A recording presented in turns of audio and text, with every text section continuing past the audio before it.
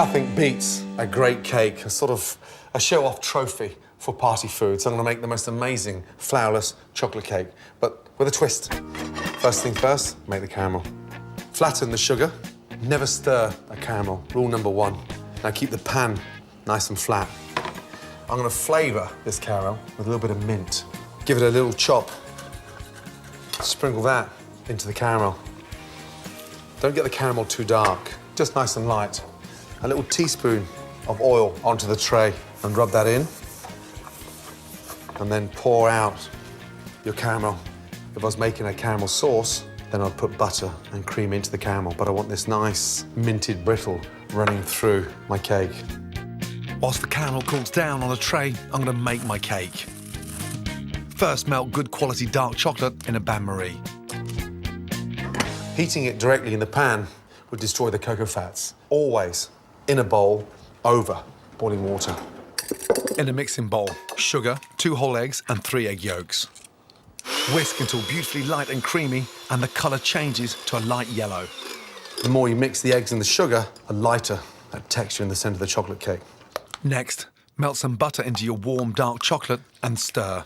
Puts that really nice sheen, velvety, rich and tasting amazing. Add that to your sugar and your eggs. Now give that a really good mix. And when you're making flourless desserts, it really is important to work hard at incorporating air, especially with the yolks and the sugar. That natural height needs to take place at the beginning. Look at that. Looks like the perfect chocolate ganache.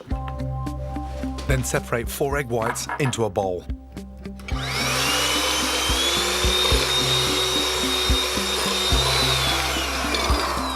Now, make sure you've got 2/3 of the way there with your whites, and then just sprinkle in your sugar.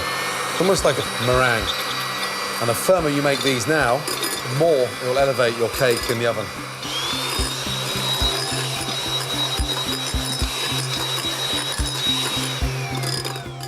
That's what you call a stiff peak. In with the whites. Before I start mixing that, I'm gonna get my caramel. Just start breaking that up. It's like little glass, sheets of glass, beautiful. Save some of your minty caramel shards for decoration and use a rolling pin to break up the rest into small pieces. Sprinkle that in. So as we start to slice that chocolate cake, you'll come across that nice crunch. Take your cake tin. Make sure it's lined with the greaseproof paper on the bottom, nicely greased. Pour this in. A few sharp taps on a hard surface will rid your cake mixture of any air pockets that could create holes in your cake.